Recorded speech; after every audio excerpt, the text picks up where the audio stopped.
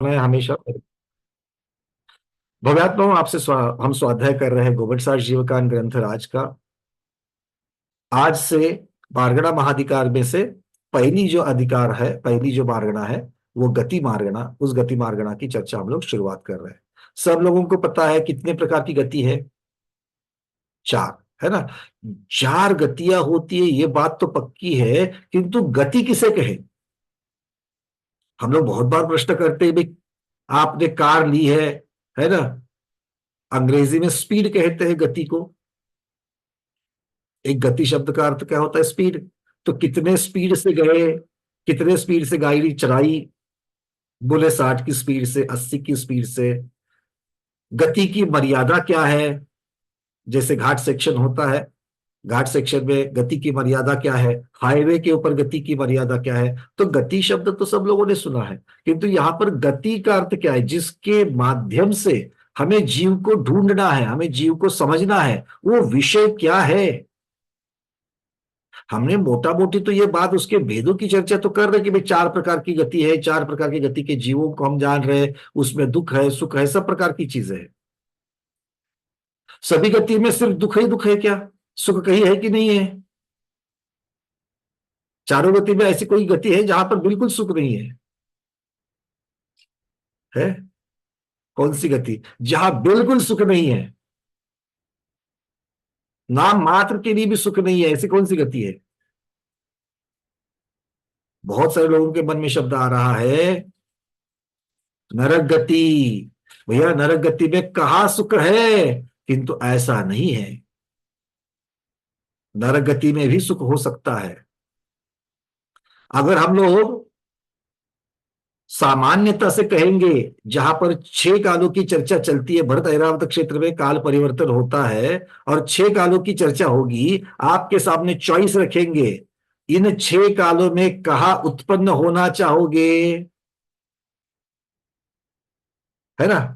अब देखो, उन 6 कालों में से अवसर्पिणी के अंतिम 2 कालों को कोई पसंद नहीं देगा क्या? पंचम काल, षष्टम काल को तो छोड़ ही दीजिए, पंचम काल और छठे काल को तो कोई देगा क्या? नहीं। क्यों नहीं देंगे? भैया वहां दुख ज्यादा है। दुख ज्यादा है किंतु सुख नहीं है, ऐसा नहीं है। दुख की बहुलता है। और मोक्ष का सुख तो नहीं है, ये तो बहुत बड़ी बात हो गई, किंतु क्या छठे काल में दुख ही दुख है? दुखमा दुखमा नाम दे दिया उसको। छठे काल सुख बिल्कुल नहीं है। छठे काल के जीव को भूख लगी है और उसको अपने पत्ते खाने का भोजन मिल गया। अब उसको जो भोजन पत्ते प्रिय है वही उसको मिल गए, वो भोजन करके तृप्त होकर के सुखी हो, सुख मानेगा कि नहीं मानेगा? आप बोलेंगे भैया ये तो शाश्वत सुख नहीं है। फिर शाश्वत सुख तो मिलने की कल्पना सिर्फ और सिर्फ चौथे काल में हो जाएगी। क्या लगता है आपको?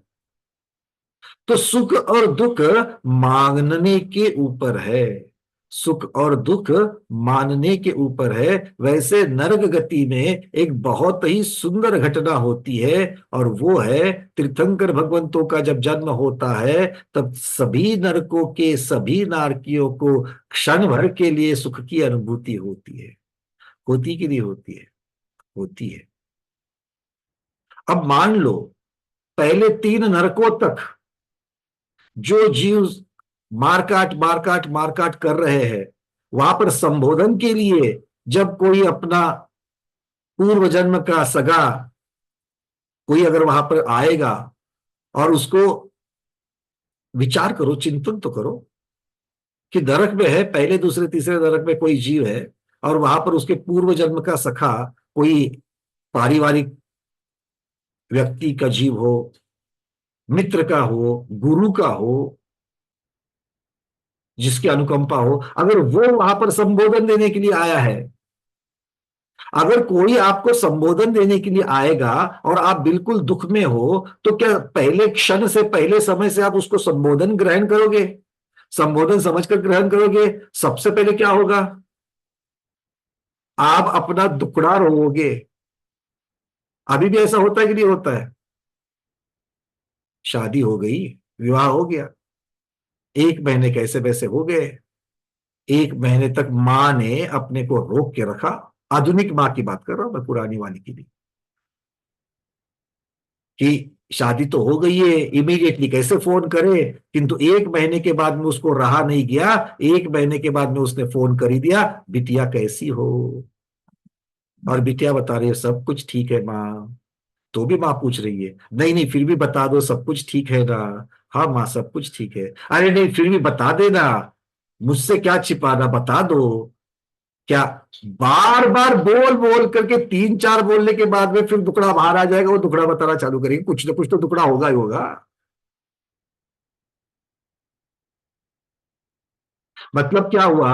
अगर कोई संबोधन करने के लिए भी आ जाएगा तो सबसे पहले हम अपना दुखड़ा बताएंगे, और उसके ऊपर फिर जाकर के वो हमको संबोधन देने की, इससे कैसे बचा जाए, इसको क्यों नहीं मानना चाहिए, हमने ही कुछ किया हुआ है, इसी का फला फला फला फला सब संबोधन दे दिया। किंतु जब दुख, अपना दुख बताया जाता है तो थोड़ा सा हल्कापन आकर के सुख की अनुभूति होती कि नहीं होती है? सबने कभी ना कभी तो की होगी। हाँ, ये ऐसा ऐसा भी कर सकते हो, ऐसा भी कर सकते हो, दोनों भी अलाउड है, कोई टैक्स नहीं इसके ऊपर, ठीक है ना? हाँ, तो थोड़ा सा कम्युनिकेशन करेंगे तो अच्छा लगेगा।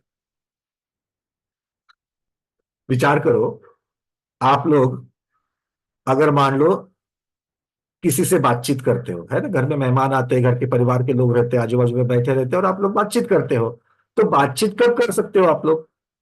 चर्चा कब कर सकते हो? जब सामने वाला रिस्पॉन्ड करे तभी कर सकते हो ना। अगर मान लो एक कमरे में बैठे हो, सामने दीवार है और दीवार की तरफ बोल करके आपको बोलना है, कितनी देर बोलोगे? मैं तो नहीं बोल सकता, है ना? तो इसीलिए सामने बोलने वाला कोई चाहिए, तभी बोला जा सकता, क्योंकि अपना ये प्रवचन है क्या? नहीं, स्वाध्याय है, ये चर्चात्मक है। इसलिए आप जितना रिस्पॉन्ड करोगे उतनी सबके लिए अच्छी है। बात चल रही है गति की, चारों गति की अपेक्षा से हम गति का स्वरूप तो जानते हैं, पहले से पढ़ा पढ़ाया हुआ है, धारणा में है। नई चीज क्या है? आज हम लोग इसके ऊपर विचार करेंगे, गति किसे कहेंगे, और इस बात को चारों गति के स्वरूप से भी ज्यादा अब याद रखेंगे। चारों गति का स्वरूप तो अब तक हमको मालूम ही है, उसके अभी आगे रिवीजन होगी। जो भूल गए हैं उसको लेंगे अब बिल्कुल, नरक के पाथड़ों तक ले, पाथड़ मतलब पटल्स, वहां तक लेकर जाएंगे, उसके एक एक बिल का दर्शन कराएंगे। तो गति क्या है? आचार्य भगवान इसका उत्तर दे रहे हैं। चलिए, पहली गाथा 146 नंबर की हमारे सामने आ रही है, शुरुआत कर लेते हैं। गति मार्गणा, प्रथम मार्गणा 14 मार्गणाओं की। गई उदय जपज्जाया, चौ गई गमन सहेवाहु गई, नारयति रिख मानुस, देव गईत्यवे चदुधा। सीधी सीधी गाथा है। क्या कह रहे हैं? गई उदयज पज्जाया, गति उदय से। अब गति का उदय मतलब क्या है? गति नाम कर्म के उदय से। गति क्या है? नाम कर्म है। उस गति नाम कर्म के उदय से पज्जाया, पर्याप्त, कौन सी पर्याय प्राप्त होती है?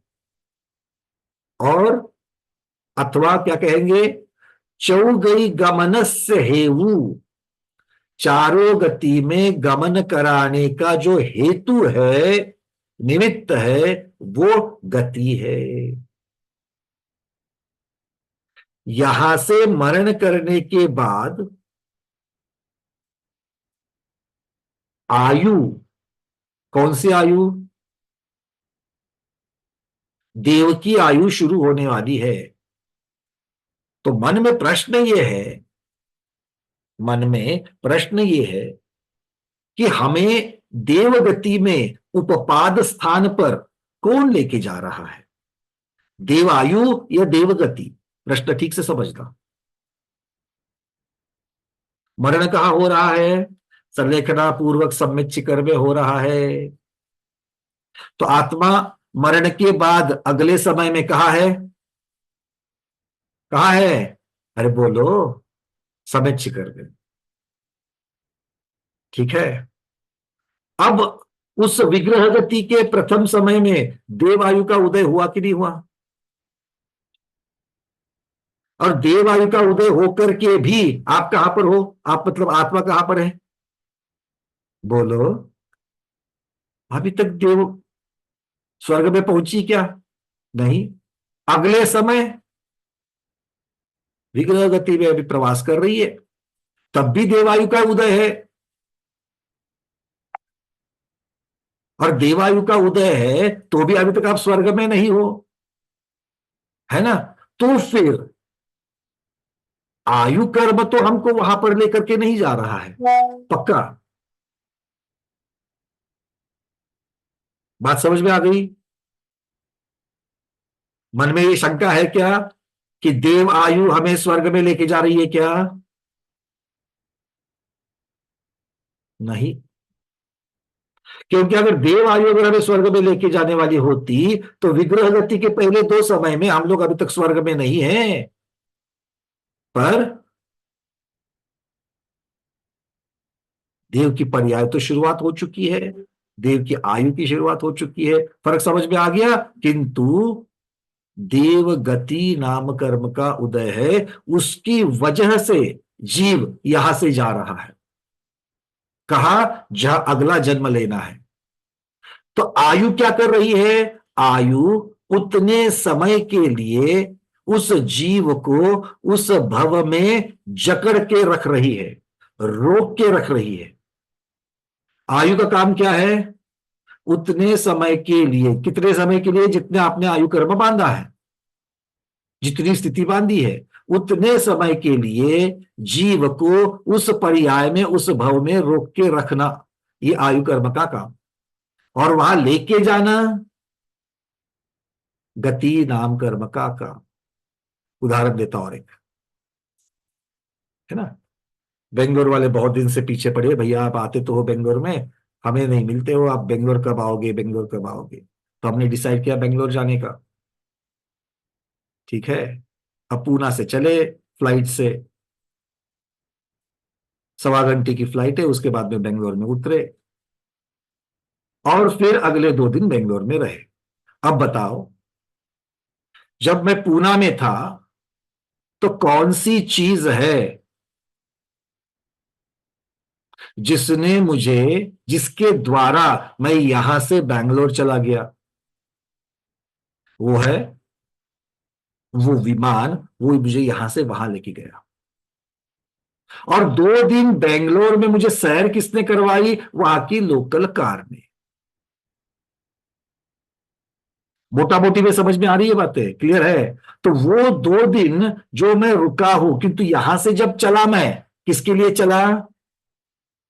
बेंगलोर जाने के लिए चला, बेंगलोर के निमित्त से ही चला, बेंगलोर के कारण ही चला।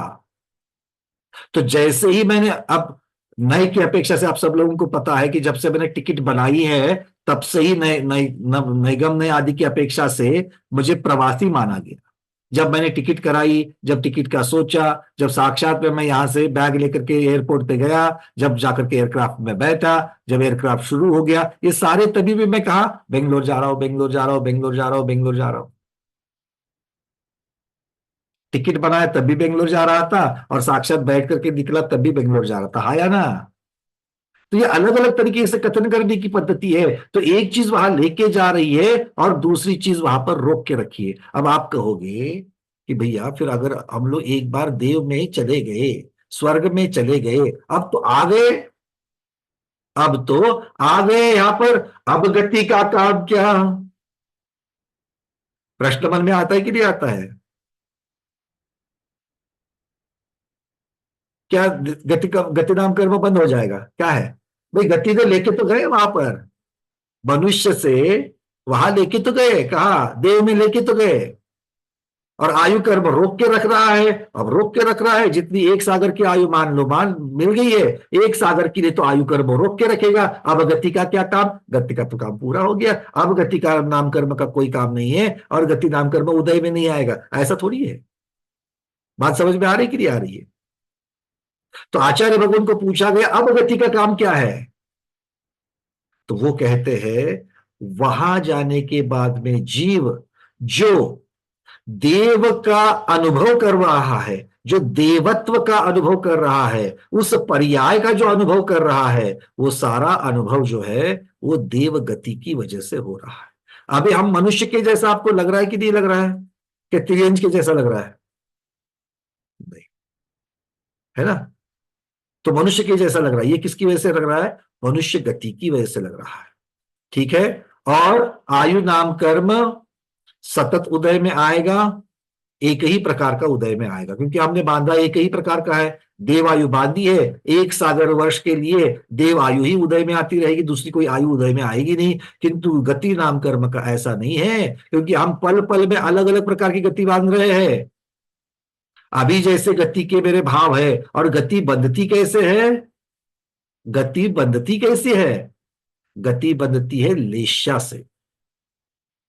गति किससे बनती है? लेश्या से। और लेश्या जघन्य मध्यम उत्तम होती है। अशुभ लेश्या और शुभ लेश्या अलग अलग प्रकार से। अशुभ लेश्या का अर्थ क्या होता है? अब यहां पर मिथ्यात्व सम्यक्त्व के साथ बेस को नहीं जोड़ना।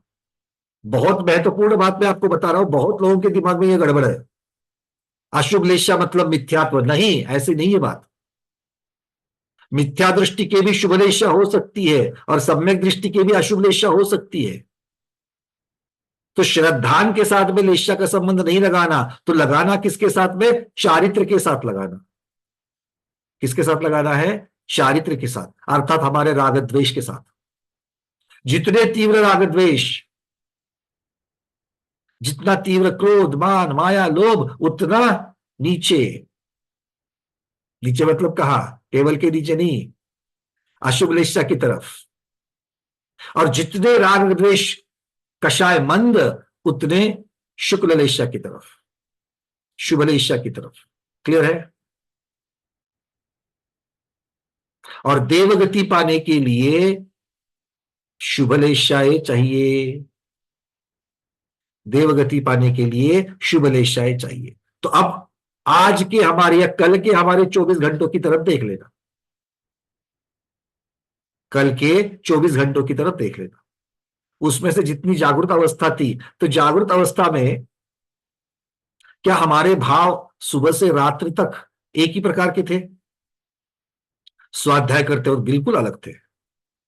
स्वाध्याय करते वक्त किसी के ऊपर चिढ़ने की भावना हो रही है, भले किसी से अनबन हुई थी भोजन के समय में, सुबह भोजन बनाते वक्त या किसी कार्य करते वक्त, पर अभी स्वाध्याय में बैठे पूरा उपयोग यहां पर लगा है, किसी के ऊपर चिढ़ने की बात आ रही है नहीं। तीव्र भोजन करने की इच्छा हो रही है, मैथुन करने की इच्छा हो रही है, अरे नहीं कुछ भी नहीं हो रहा। किसी को गाली बकने की इच्छा हो रही है, किसी को जान से मारने की इच्छा हो रही है, कुछ तीव्रता का अभाव है, पूरा मंदता ही मंदता है, अर्थात हम शुभ लेश्या की तरफ जा रहे हैं। पर क्या स्वाध्याय में जैसे भाव बने रहते हैं, जो उपयोग लगता है, वैसा 24 घंटे होता है क्या? तो मान लो स्वाध्याय जब तक कर रहे हैं तब तक देवगति बन रही है। बीच में ही ऐसा एक टेलीफोन आ गया, ना चाहते हुए भी, और हमने ठीक है बोला, सोचा 2 मिनट के लिए फोन ले लेते करके, आपने वैसे भी तो माइक बंद ही रहते हैं तो फोन ले लिया, और फोन लेकर के जो सामने से बातचीत हो गई उसमें से आपका पित्त खोल गया, क्योंकि सामने वाले ने बात ही ऐसी करी। अब आपने फोन तो बंद कर दिया, किंतु मन में जो हलचल मच गई थी उनके बातों से, उनके शब्दों से, ऐसी कुछ अनबन उसमें से बाहर आई थी। अब उपयोग लगने में क्या उतनी ही मंदता होगी? नहीं होगी। वो थोड़ी देर तक जो लावा उछल रहा है उसको ठंडा करने के लिए थोड़ा, क्योंकि स्वाध्याय में बैठे हो तो ज्यादा समय नहीं लगेगा, बट कुछ ना कुछ तो समय लगेगा। मान लो 30-35 सेकेंड लग गए शांत होकर के अपना मन फिर से यहां पर लगाने के लिए। अच्छे स्वाध्यायी है इसलिए जल्द से जल्द रिकवर हो गए। हर कोई अपना अपने हिसाब से लगाना कितना टाइम लगेगा, ठीक है। हम मानते 35 सेकेंड। तो उस 35 सेकेंड तक जो 35 सेकेंड में कितने सारे समय होंगे, और प्रति समय कर्म तो बन रहे हैं। तो उन 35 समयों में कितना सारा गति नाम कर्म बंधा, और कौन सा बंधा। बात समझ में आ रही है। फिर जाकर के जब उपयोग लगा, भाव शांत हो गए, फिर कौन सी गति बन रही है, क्योंकि गति हमेशा बंद ही रही है, और जो बंद रही है वो उदय में आने से रहेगी क्या, उसका स्वभाव है, कर्म का स्वभाव है। तो वो उदय में आएगी, आ गई। अब मान लो स्वाध्याय के समय में देव की गति बांधी थी, और बीच में टेलीफोन लगने के बाद में मनुष्य की गति, और उसके बाद में फिर फोन जब उठाया तब मनुष्य गति बन रही थी, और फोन उठाकर सुनकर के जो हलचल चालू हो गई, तिर्यंज गति, और तिर्यंज गति से आगे और थोड़ा सा नरक गति जाने तक की बात नहीं थी, बट तिर्यंज गति तक रुक गए। तिर्यंज गति बन रही थी, क्यों, क्योंकि सामने वाले से बात करते करते करते करते हम ये बोल, अरे मुझे मालूम ही नहीं, मैंने किया ही नहीं है, बिल्कुल झुठला रहे थे, मायाचारी आदि कर रहे थे, तिर्यंज गति भी बन रही थी। फिर से उपयोग लगने के बाद में मनुष्य, और ऐसा नहीं है कि मान लो लेश्या कापोत हो गई है तो कापोत से डायरेक्टली शुक्ल लेश्या हो जाएगी, नहीं।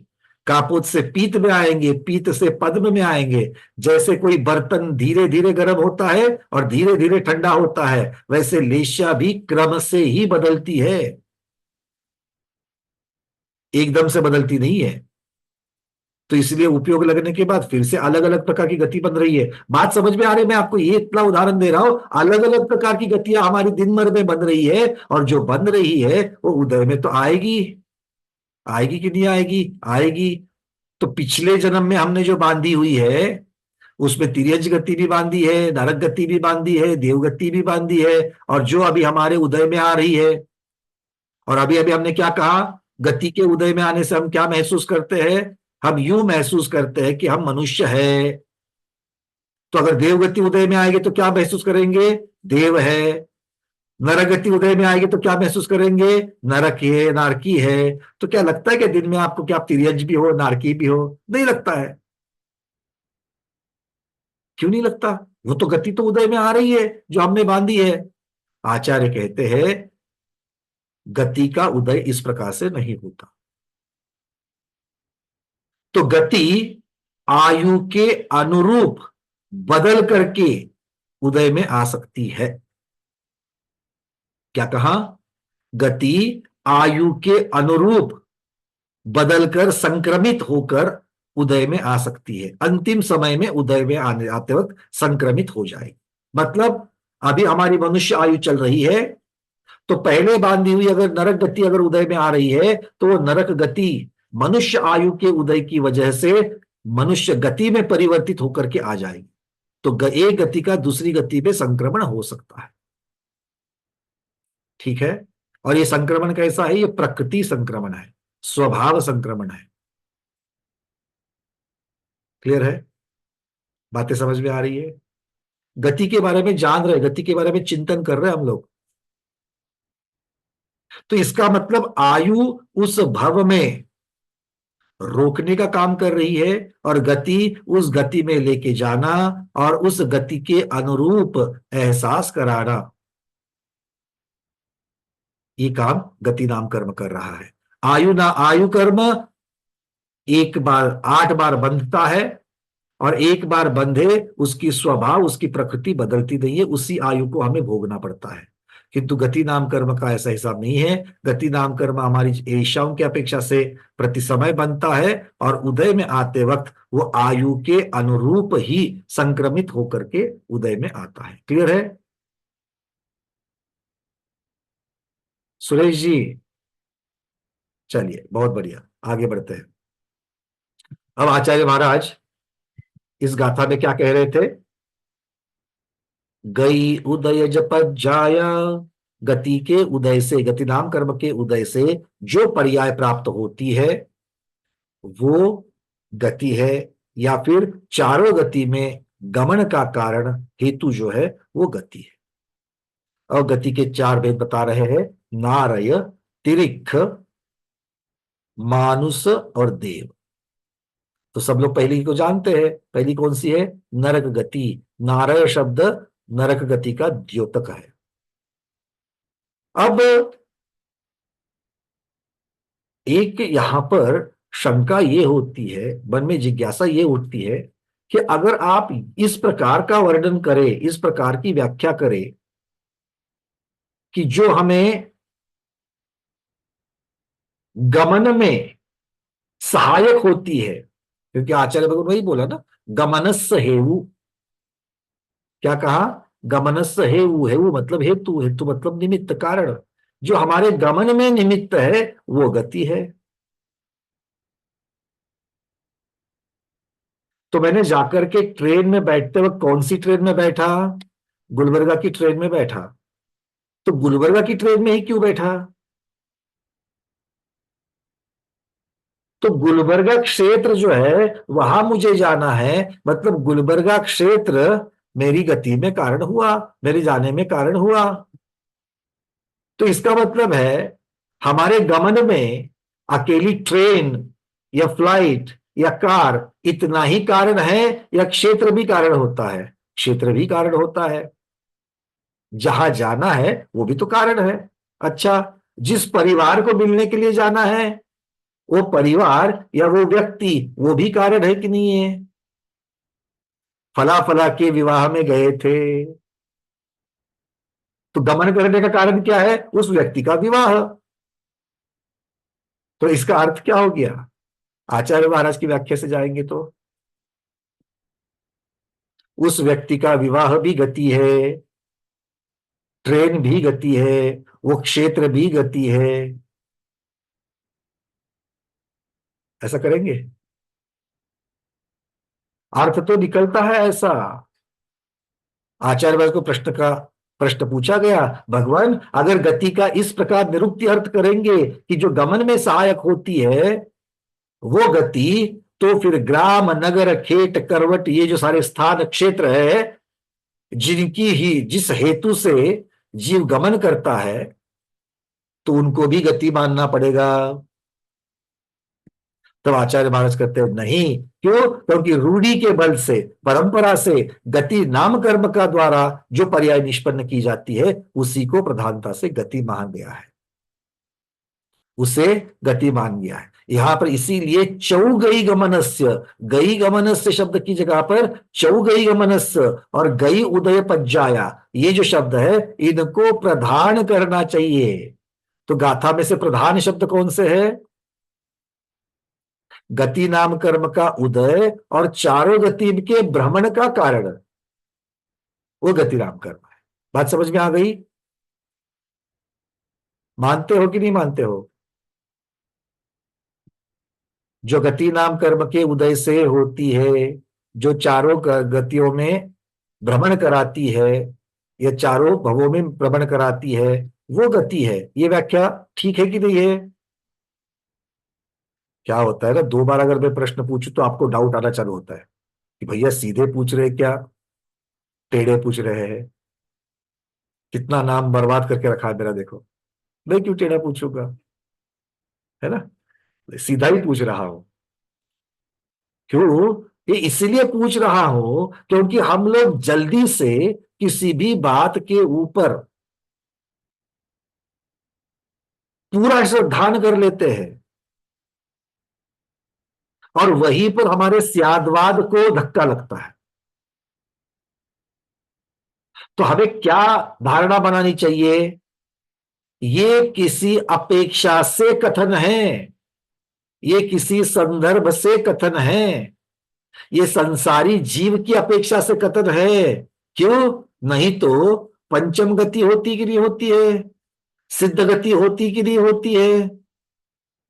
तो फिर सिद्ध गति में कौन सा गति नाम कर्म का कारण है?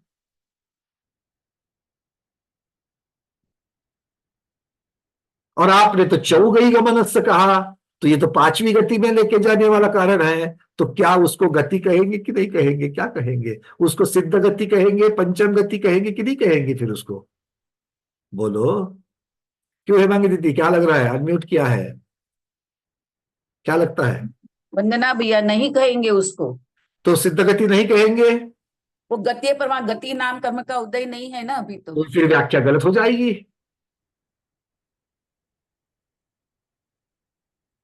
देखो आपके सामने गाथा तो है, गोबर सार जीवकान गाथा, वो भी धवला से ली हुई गाथा तो है। और गाथा में स्पष्ट कहा है, गति नाम कर्म के उदय की वजह से जो चारों गतियों में गमन का हेतु है। अब इसको झुटलाऊं कैसे मैं? और इनके आधार पर पंचम गति सिद्ध गति सिद्ध नहीं होती है, प्रमाण नहीं होती है ना? इसीलिए हमारा श्रद्धान बहुत सटीक होना चाहिए। मैं हेमांगिनी दीदी को हेमांगिनी दीदी करके अभी पुकार रहा हूं। क्यों? वो मेरे सामने स्वाध्यायी के रूप में, मेरे दीदी के रूप में बैठी है। किंतु उनके बच्चे उसी नाम से उनको पुकारे, ये जरूरी नहीं है ना। वो तो मां करके पुकारेंगे। तो मां करके पुकारना सही है या हेमांगी दीदी करके पुकारना सही है? अब आप कहोगे दोनों सही है। क्यों? क्योंकि आपने दोनों को अपने अपने अपेक्षा से लगाया। इसका मतलब है सिद्ध गति भी सिद्ध गति है और चारों गतियां भी चारों गतियां है। बस हमें विवक्षा लगानी होगी, उसका उसका अपना अपना संदर्भ लगाना होगा। और आचार्य महाराज कह रहे हैं कि ये जो गति का जो वर्णन चल रहा है वो संसारी जीव की अपेक्षा से चल रहा है, क्योंकि गति नाम कर्म का उदय संसारी जीव के ही हो सकता है। चारों गति में भ्रमण संसारी जीव को ही हो सकता है, और इसीलिए ये व्याख्या संसारी जीव की अपेक्षा से हो रही है। फिर क्या कहते हैं? चारों गतियां जिनका भी उपरोक्त नाम आया था, नरक गति, तिर्यंच गति, मनुष्य गति, देवगति, ये चारों गतियां गति नाम कर्म की उदय से संक्रमण रूप है, संक्रांति रूप है। संक्रांति, संक्रमण मतलब बदलना, जो बदली जा सकती है, जो टेम्पररी रहती है, जो थोड़े समय के लिए रहती है। तो जो संक्रांति रूप है, जो संक्रमण रूप है, उस संसारी चार गति का ये लक्षण किया गया है। और सिद्ध गति असंक्रांति रूप है। सिद्ध गति गति ही है, किंतु वो असंक्रांति रूप, बदली नहीं जाती। एक बार सिद्ध बन जाएंगे तो कोई दूसरी गति में भटकना पड़ेगा नहीं। तो इसीलिए वो व्याख्या वहां पर लागू नहीं होती है। गति नाम कर्म के उदयाभाव में जो असंक्रांति रूप है वो सिद्ध गति है। तो सिद्ध गति की व्याख्या क्या होगी? पंचम गति की व्याख्या क्या होगी? जो गति नाम कर्म के अभाव में असंक्रांति रूप है वो सिद्ध गति कहलाएगी। ठीक है, बात समझ में आ गई? हाँ, पीडीएफ में दिया है ये सब कुछ। ठीक है। तो इस प्रकार से आज हमने अलग अलग चीजों की तरफ से हम लोग गति की तरफ देख रहे हैं। तो गति की भूमिका समझ में आ गई, आयु और गति में फर्क समझ में आ गया। आ गया। और वैसे ही चार गतियां जो इस संसारी गति की अपेक्षा से जो गुरु महाराज ने यहां पर दी गई है गाथा में, और सिद्ध गति, इनको फर्क देखो। कोई भी अगर आपको ऐसा कोई स्वाध्याय पूछ सकता है, आप जब बताओगे ना कि आप गोमट साहब स्वाध्याय कर रहे हो, तो पूछेंगे गति किसे कहते हैं। आप बताएंगे ना गति मार्गना चल रही है, तो सबसे पहले आपको पूछेंगे कौन? वो सामने वाले। गति की व्याख्या क्या है? तो आप बताओगे गति नाम कर्म की उदय की वजह से जीव की जो पर्याय होती है, या फिर जो चारों गति के भ्रमण का कारण है, गमन का कारण है, वो गति। फिर सामने वाला पूछेगा फिर सिद्ध भगवान के बारे में, इसको सिद्ध करके दिखाओ। इसीलिए गोमट सार जीव कांड समझना चाहिए। तत्वार्थ सूत्र में, सर्वार्थ सिद्धि में और गोवत्सार जीवकार में कुछ फर्क लग रहा है कि नहीं लग रहा है? ऐसा तो नहीं लग रहा है कि हम लोग वही वही चीज पढ़ रहे हैं।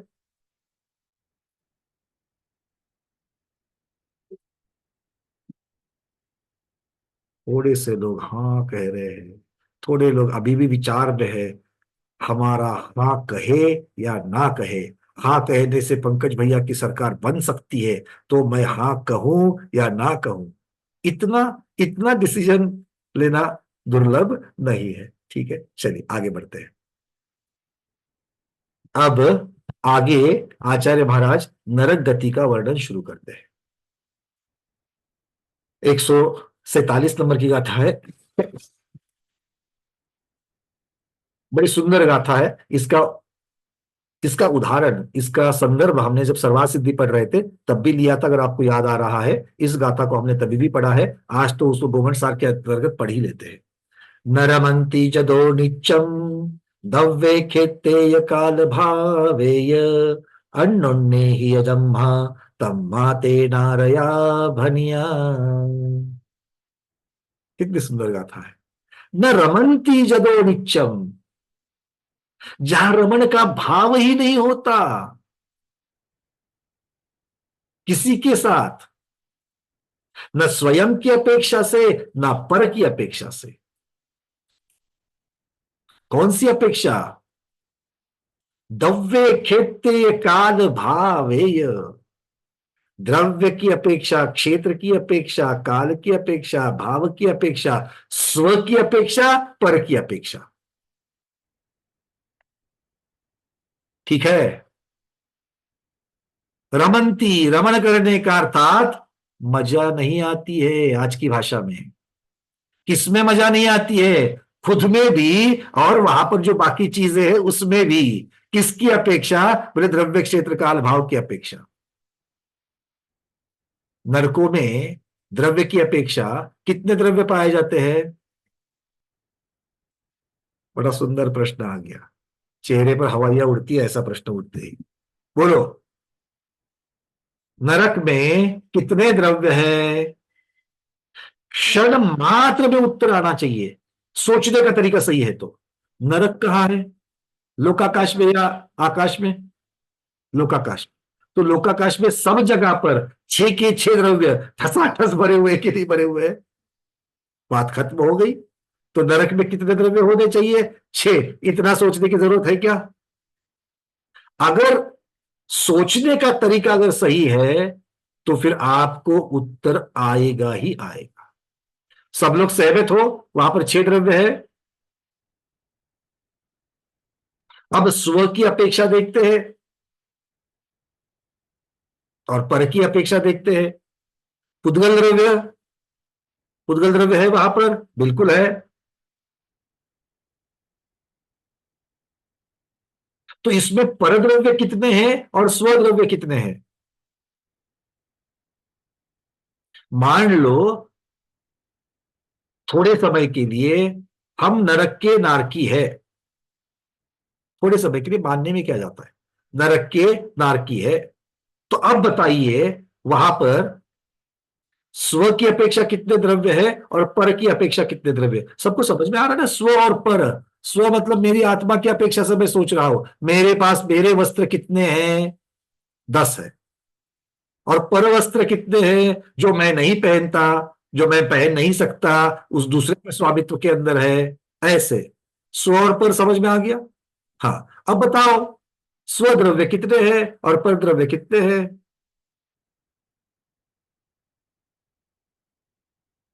उषा जैन दीदी, जो जल्दी हाथ ऊपर नहीं करेगा हम उनको पूछेंगे। बोलो, स्वद्रव्य कितने हैं बोलो। कभी भी तीनों त्रिकाल में उत्तर एक ही आएगा, एक। हमारा अपना क्या है बोलो? उषा दीदी बोलो तो सही, हमारा अपना क्या है? सिर्फ आत्मा है। बस खत्म हो गई बात। तो हमारा द्रव्य कौन सा है? एक जीव हाँ, द्रव्य है। तो स्व की अपेक्षा हमारा द्रव्य कितना है? एक। एक स्व आत्मा। द्रव्य मेरा अपना कितना है? बस। अब पर द्रव्य कितने हैं? कौन बताएगा? अंजलि शाह दीदी, नागपुर, बताइए। जब 6 द्रव्य है तो उसमें से एक स्वयं है, तो बाकी के 5 परद्रव्य है। अच्छा, अंजलि दीदी कह रही है 6 द्रव्य में से एक द्रव्य स्वद्रव्य है और बाकी के 5 परद्रव्य है। सबको, सब सहमत है इससे? सब सहमत है इससे? अरे हाथ तो कहो, ना तो कहो, दोनों में से एक ही चीज हो सकती है। हमारी स्तुषा केड़कर दीदी ना कह रही है। बाकी बाकी के, सॉरी सॉरी, बाकी के जीव भी हमारे लिए परद्रव्य ही है। चलो, दीदी चेंज करना चाहती है ये। बिल्कुल। हाँ, अंजलि दीदी के झट से समझ में आ गई, बाकी लोगों के थोड़ा समय लग रहा है। अरे भाई, जैसे एक नारकी है, उसके लिए स्व की अपेक्षा जीव द्रव्य है, पर बाकी नारकी क्या है? परद्रव्य ही है। वो पर की अपेक्षा, और पर की अपेक्षा भी जीव द्रव्य है या नहीं है? तो पर जीव द्रव्य भी है, पर पुद्गल, पर धर्म, पर अधर्म, पर वो तो है काल, ही। पर आकाश, ये तो है ही है। तो स्व की अपेक्षा एक द्रव्य, एक और द्रव्य, पर की अपेक्षा 6 द्रव्य। 6 याद द्रव्य। तो, अभी भी यहां पर नरक की बात छोड़ो, इस भाव में भी हमारे आजू बाजू में कितने द्रव्य है? 6 द्रव्य है।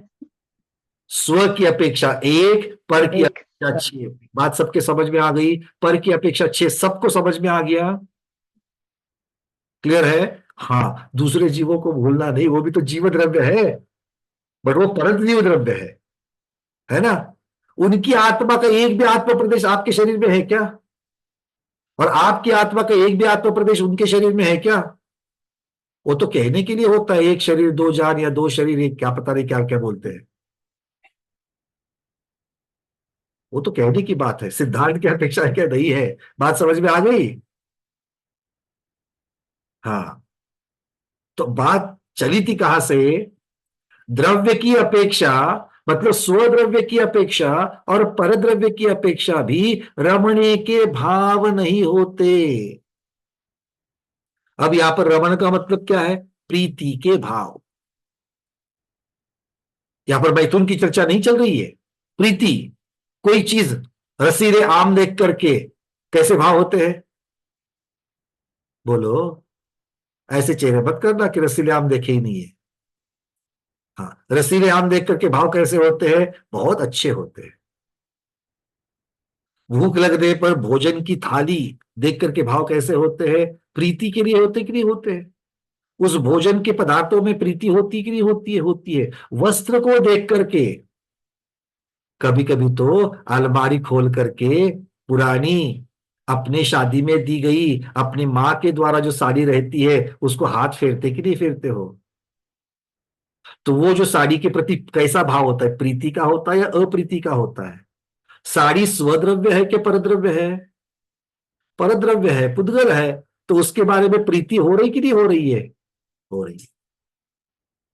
खुद को श्रृंगार करते हो, और श्रृंगार करने के बाद में चेहरा आईने में बहुत अच्छा लगता है, तो स्वद्रव्य में प्रीति होती है या परद्रव्य में प्रीति होती है? हाँ, अब सब वैरागी भाव से कहेंगे परद्रव्य में प्रीति होती है ना, क्योंकि पुद्गल है।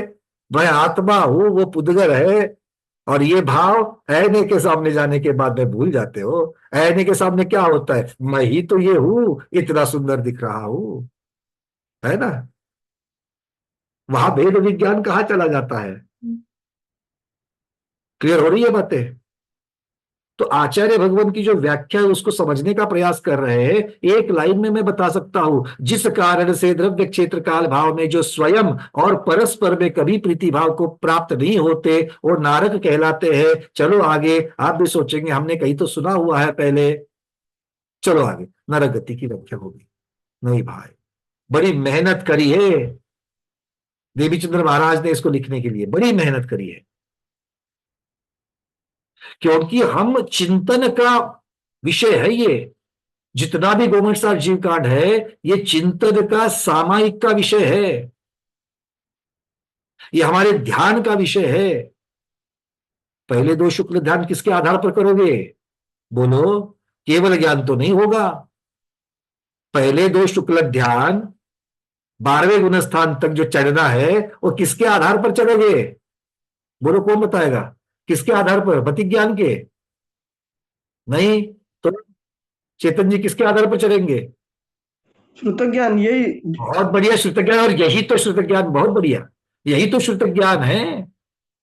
तब जाकर के पूछोगे भैया ध्यान में बैठना मतलब किस चीज के बारे में सोचना? अरे भैया पिछले 4 बरस से जो पढ़ रहा है वही तो सोचना है।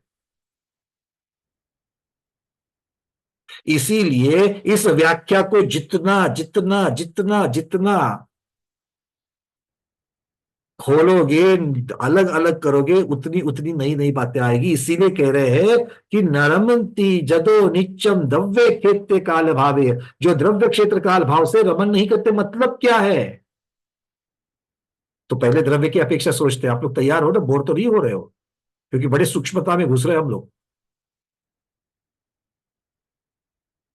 द्रव्य की अपेक्षा नारकी का शरीर। अभी मैंने उदाहरण दिया, आईने के सामने बैठते और श्रृंगार करते हैं, तो हमें जिस परद्रव्य को स्वद्रव्य माना हुआ है वो अच्छा लगता है कि नहीं लगता है?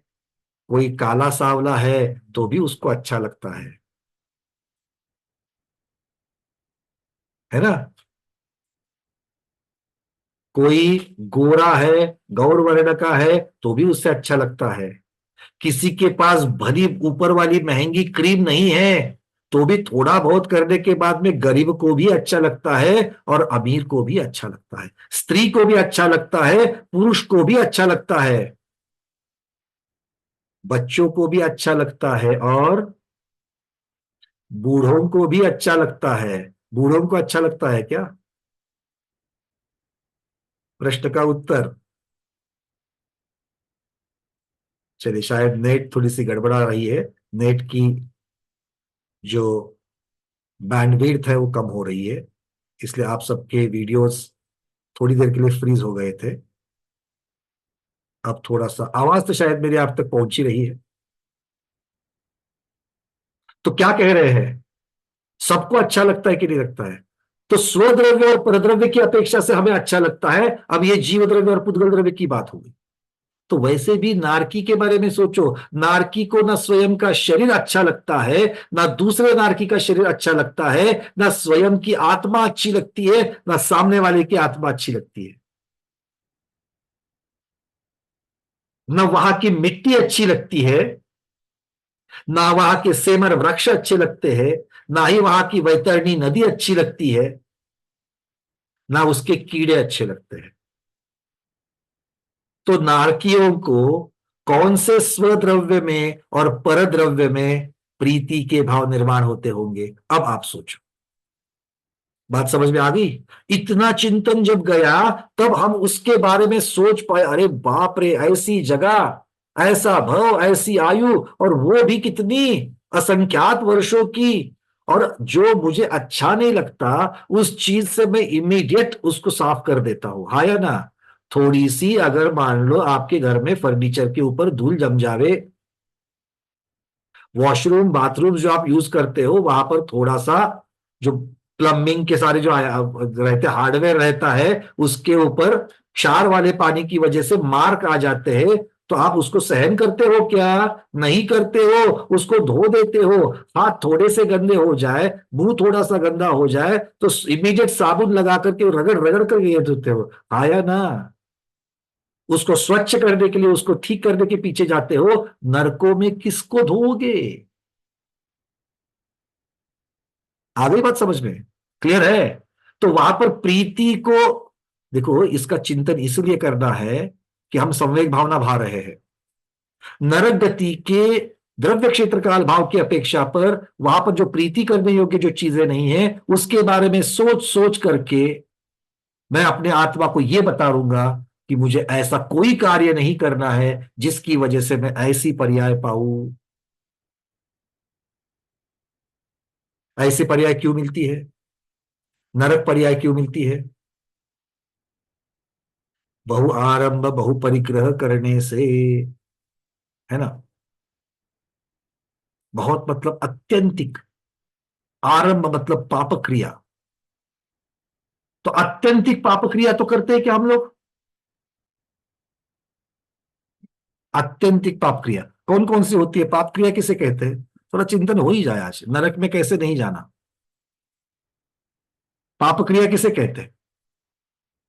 अरे पाप किसे कहते हैं? एक भी हाथ ऊपर नहीं, पाप के बारे में नहीं जानते हो? पाप किसे कहते हैं? क्यों सुरेश जी, बहुत दिन हो गया आपकी वाणी नहीं सुनी, बोलिए वंदन भैया जी, वंदन। बोलिए। बहुत बहुत ही संघर्ष भाव किए, बहुत बहुत परिग्रह किया। हम ये पूछ रहे हैं पाप किसे कहेंगे? बहुत संघर्ष परिणाम करना, बहुत बहुत संकलेश आरंभ करना आते हैं। प्रभा कासलीवाल दीदी क्या लगता है? पाप पाप पांच पाप। पांच पाप, उसमें से एक तो नाम बताओ पहले। हिंसा। हिंसा मतलब बहुत बड़ी हिंसा है ना, बहुत बड़ी हिंसा नहीं करेंगे हम लोग, और हिंसा करते भी नहीं। चलो हिंसा के बारे में तो सब लोग जानते हैं। झूठ हाँ, बोलेंगे? झूठ झूठ चोरी। झूठ बोलते क्या हम सुशील लोग? परिवार बोलते हैं बोलते हैं। पर नरक जाने योग्य बोलते हैं क्या? नरक जाने योग्य ये कौन डिसाइड करेगा? आधे से ज्यादा तो ना बोल रहे हैं। ये किसने निश्चित कर दिया कि यहां तक झूठ बोलोगे तो यहां तक जाओगे, ऐसे आगे जाओगे तो नरक जाओगे? नहीं। हम लोग तो डिसाइड करेंगे ही नहीं भैया उसको, क्योंकि हमें अपनी दोष इतने तीव्र लगेंगे ही नहीं। बात समझ में आ रही कि नहीं आ रही है?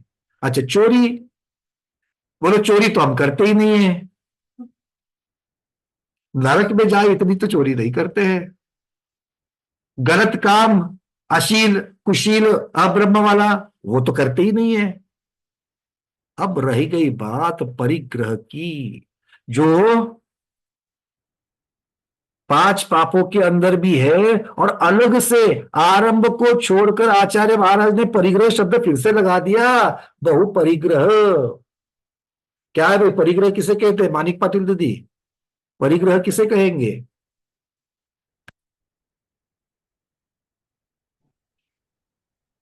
परिग्रह जो हम लोग घर सोना दागिना ये सब ये करते हैं, तो उसको परिग्रह। गाड़ी सोना है ना, पैसा, एफडी, है। ये सारी चीजें आ गई।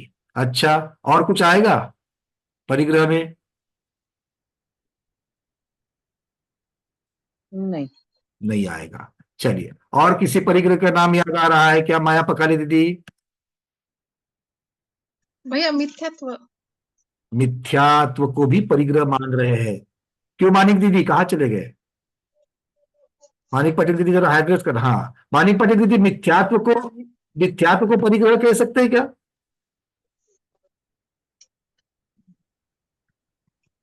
चलो मतलब निर्णय नहीं हो पा रहा है, हाँ या ना? निर्णय नहीं हो पा रहा है क्या? नहीं, नहीं लगता। नहीं लगता मतलब ऐसा है ना? क्यों आपका क्या लगता है, मिथ्यात्व को परिग्रह मान सकते हैं क्या? कसं आहे? वंदना वंदना भैया जी। हाँ दीदी। मान सकते हैं। ओ बहुआरंभ परिग्रहत्व नरकस्य इस नरक गति से। वो तो सूत्र आ गया, बट परिग्रह में अभी तो अभी क्या पर वस्तु और ममत्व भाव कहना चाह रहे त्याला थे। परिग्रह। हाँ तो मतलब माया दीदी के साथ में आप जा रहे हो कि भाई मिथ्यात्व को बोल सकते हैं, है ना? और किसे कह सकते हैं? अर्चना जैन दीदी। और किसी को डालने के परिग्रह के लिस्ट में? अनम्यूट अनम्यूट करना दीदी थोड़ा। दीदी अनम्यूट कर लो, अर्चना दीदी आपका अनम्यूट नहीं हो गया।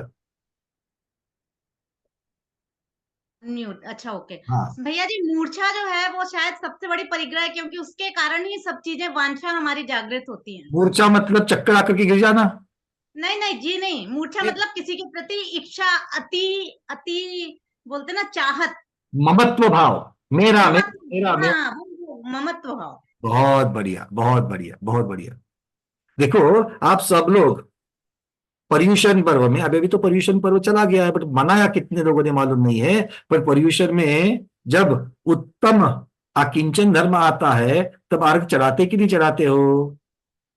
परिग्रह 24 भेद, परिग्रह 24 भेद, त्याग करे मुनिराज जी।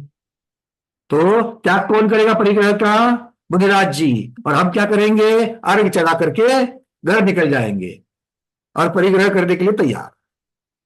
क्यों मानिक दीदी? 24 परिग्रह 24 बता रहे हैं, है ना? तो उसमें 10, सिर्फ 10 जो है ना, जो आपने गिनाए, वो 10 होते बाह्य परिग्रह, और 14 तो अंदर वाले हैं। 14 तो अंदर वाले हैं। कौन कौन से हैं? 9 बड़ी कषाय, 9 छोटी कषाय, 4 बड़ी कषाय और 1 मिथ्या,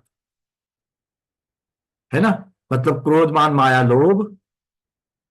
अब सोचो, जो आचार्य भगवान कह रहे कि जिसका परिग्रह ज्यादा, अब बाह्य परिग्रह से आभ्यंतर परिग्रह बड़ा है, तो जिसका आभ्यंतर परिग्रह ज्यादा वो नरक में जाएगा। जो ज्यादा क्रोध करता है, जो ज्यादा अहंकारी है, जो ज्यादा मायाचारी करता है, कपट करता है, जो अति लोभी है, जो 9 कषाय अर्थात बिना कार्य के भी हंसी मजाक करता रहता है, बहुत रति क्रिया, रति मतलब किसी चीज में बहुत, ये मुझे अच्छा लगता है, ये मुझे अच्छा लगता है, ये तीव्र भाव है, क्योंकि बहु शब्द लगा दिया नरक में जाने के लिए। साधारण हंसी मजाक के लिए कोई रोक नहीं है। किसी चीज के बारे में द्वेष भाव, अरति, बहुत अरति है, मुझे ये अच्छा नहीं लगता, मुझे अच्छा नहीं लगता, मुझे अच्छा नहीं लगता, घृणा करना उससे, कभी कभी इतनी घृणा की ग्लानि हो जावे, जुगुप्सा। शोक, शोक करेंगे तो ऐसा दहाड़ मार मार करके लोग रोएंगे, अरे नहीं तो 4 लोग क्या कहेंगे, इन्हें शोक हुआ ही नहीं है तो मार लेंगे। आ रही बात समझ में? परिग्रह का नाम लेते ही दिमाग के सामने अभ्यंतर परिग्रह आना चाहिए, इतना मन को ट्रेन करो।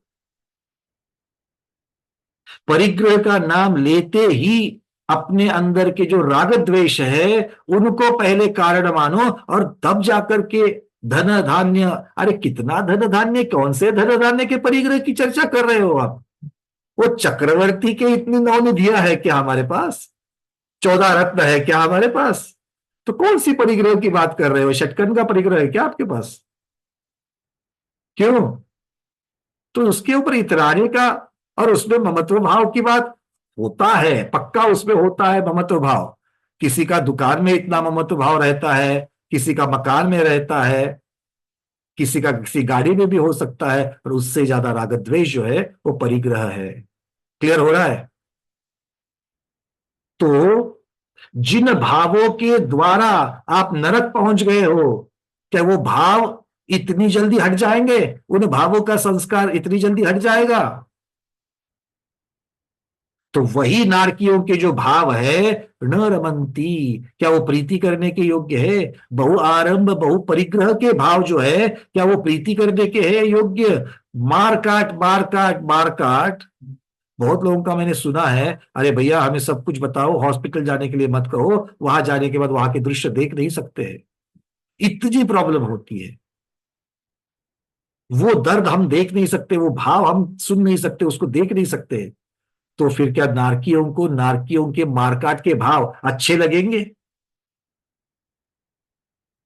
क्षेत्र, नारकियों का क्षेत्र सबको पता है, इतने सारे बिच्छुओं का डंक मारे जैसे भूमि, उछल उछल करके फिर गिरना, वैतरणी नदी हो या फिर सेबर वृक्ष हो, यह सब क्षेत्र में आ जाएगा। और काल, काल की अपेक्षा जितनी देर तक नरक में रहना है, वो नरक पर्याय का जो काल है, क्या वो प्रीति करने योग्य है? तो अगर द्रव्य क्षेत्र काल भाव की अपेक्षा नरक में प्रीति करने योग्य न स्वयं की अपेक्षा न पर की अपेक्षा, वहां पर प्रीति करने योग्य अगर कुछ नहीं है, तो हमें वहां जाना चाहिए क्या? नहीं जाना चाहिए। और आचार्य भगवान यही कह रहे हैं कि जहां पर द्रव्य क्षेत्र काल भाव की अपेक्षा न स्वयं में प्रीति हो सकती है, ना ही पर में प्रीति हो सकती है, उसे नरक कहते हैं। ना रत, रत मतलब प्रीति भाव को प्राप्त होना, ना रत। तो नारक को या नरक को 4 पर्यायवाची शब्द है। नरक को 4 पर्यायवाची शब्द है, आप इसमें से कोई भी एक लगा सकते हो, आगम में आपको मिल जाएंगे। पहला कौन सा लगाया? नारत, नारद नहीं, त, नारत, नारत। दूसरा है नारक, जो हम लोग लगाते क। नारक का किस प्रकार से आचार्य भगवान वर्णन कर रहे हैं? वो कहते हैं नराण कायंती इति नारकः।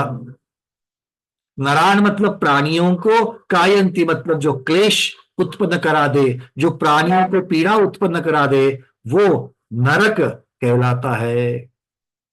जीते जी नरक भोग रहे हैं, कहते कि नहीं भोग कहते? किसकी अपेक्षा से कहते हैं? जिन दुखों को भोग रहे हैं उन दुखों को, मतलब दुख और नरक ये दोनों भी पर्यायवाची हो जाते हैं, हाँ या ना? तीसरा है नीरय, इसमें 2 शब्द है, नी और अय। अय मतलब पुण्य, नी मतलब चला गया है।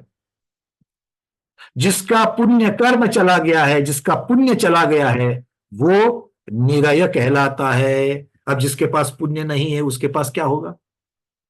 क्या बचेगा? खाली पाप। और जो बचेगा वो उदय में आएगा तो क्या देगा? दुख ही तो देगा, है या ना? तो जिन्होंने पूर्व पुण्य से मनुष्य गति, मनुष्य आयु पाई, भारतवर्ष में जन्म पाया, जहां पर निगृंत मुनि महाराज के विहार हो रहे हैं, उनका आहार हो रहा है, भगवंतों के पंच कल्याणक होते हैं, साक्षात कल्याणकों को देखने जैसा सुख जहां पर प्राप्त हो रहा है, जिनवानी का प्रवचन जहां पर हर रोज सुनने को मिल सकता है, ऐसे भारतवर्ष में जन्म हुआ है, जैन कुल में जन्म हुआ है।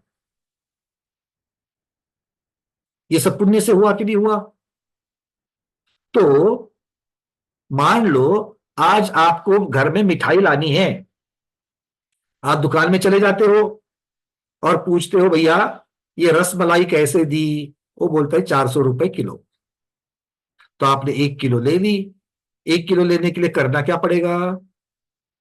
आपको अपने पास से 400 रुपए निकाल करके उसको देने पड़ेंगे कि नहीं देने पड़ेंगे? मतलब रसमलाई सुख है, उस सुख के लिए आपने क्या खर्चा किया? जो आपके पास पैसे रूपी पुण्य है उसको खर्चा किया। अब आपके पास आपका पुण्य 400 से कम हुआ कि नहीं हुआ? मतलब जितने खर्चे हो रहे हैं वो सारे पुण्य के खर्चे हो रहे हैं। जितने सारे खर्चे हो रहे वो पुण्य के बदले में हो रहे हैं। तो पुण्य तो घटते जा रहा है और नया पुण्य कमा रहे हैं क्या? नया पुण्य कमा रहे हैं क्या? बड़ा गहन प्रश्न है। क्या लगता है? निकालो, कल के 24 घंटे निकालो, कल कोई पुण्य कमाया क्या? अच्छा, पुण्य कैसे कमाते हैं? अभिषेक पूजन से मत बोलना, क्योंकि आप बोलने के लिए बहुत जबरदस्त हो। यहां पर तो बोल के जाते हो हाँ अभिषेक पूजन करने से पुण्य होता है, और गिनती देखी जाए तो कल कितने लोगों ने अभिषेक पूजन किया? मुझे हाथ ऊपर करके बताओ, कितने लोगों ने अभिषेक पूजन किया? आधे भी नहीं निकलेंगे। तो बोलने की बात नहीं है, पुण्य कमाने की बात है। तो बताओ, बात समझ में आ रही है? तो नया पुण्य, अरे ढूंढना पड़ रहा है कि हमने क्या क्या किया कि जिसकी वजह से पुण्य हमको प्राप्त हो गया। तो नई कमाई ज्यादा नहीं है, पुरानी कमाई खर्चे पर खर्चे, खर्चे पर खर्चे करते जा रहे हैं। आगे क्या होगा? एक दिन पुण्य खत्म हो जाएगा और सिर्फ पाप रह जाएगा। उसी को कह रहे निरय। जिसका पुण्य खत्म हो गया है और अकेला पाप बच गया है, उसी को निरय अर्थात नरक अवस्था कह रहे हैं। तो जिनका पुण्य कम है, बिल्कुल निग्लिजिबल है, और पाप ही पाप बहुलता है, उसका जीवन नरक के समान है। सिद्ध होता है कि नहीं होता है? तो फिर आज स्वाध्याय खत्म होने के बाद में एक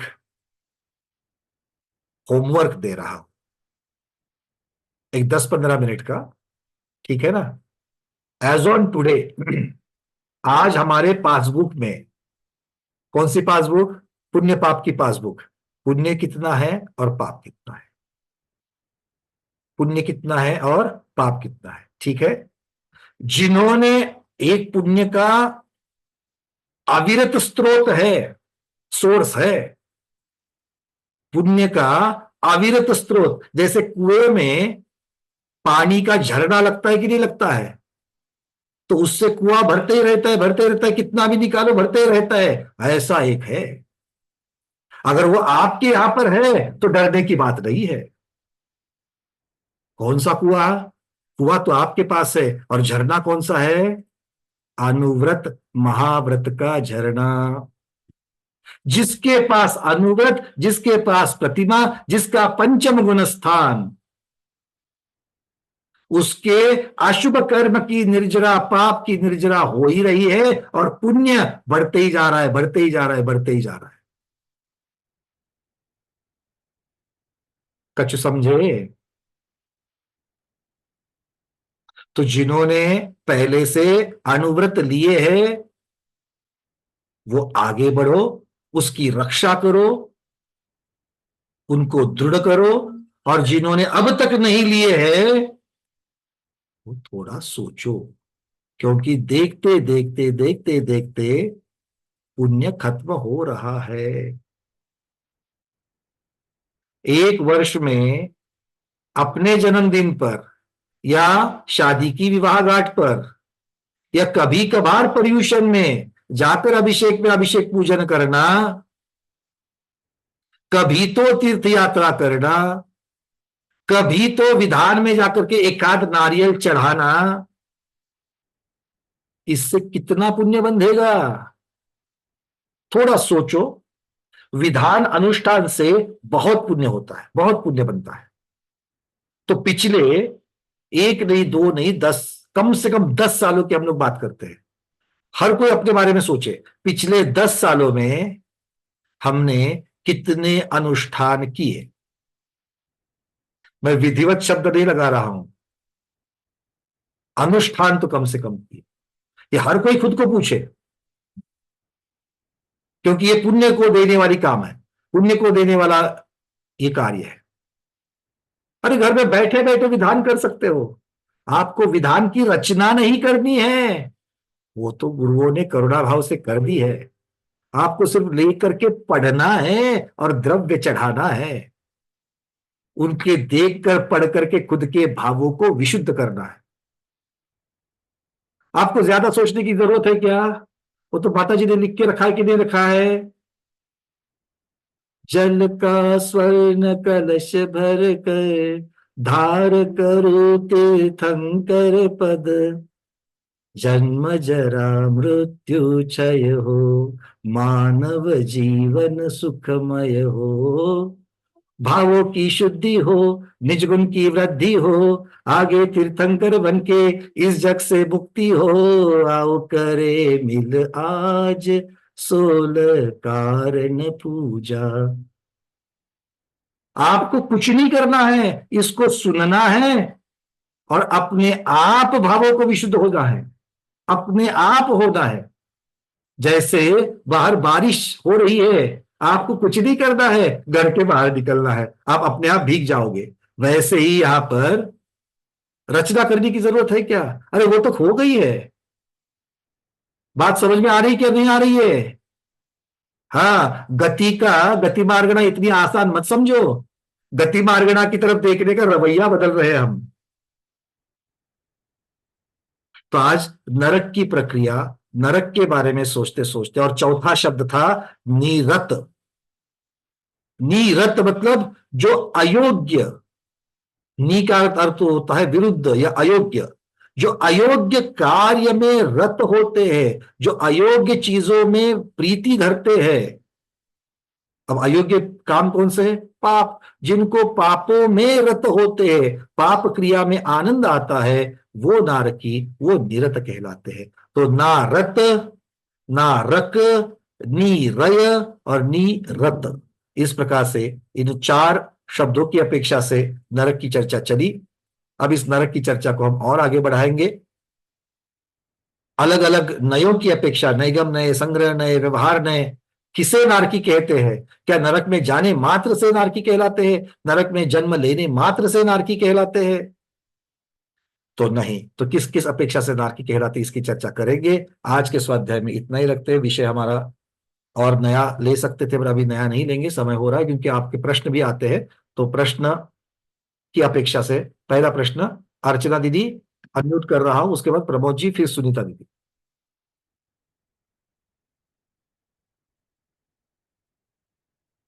दीदी अनम्यूट करना ठीक से।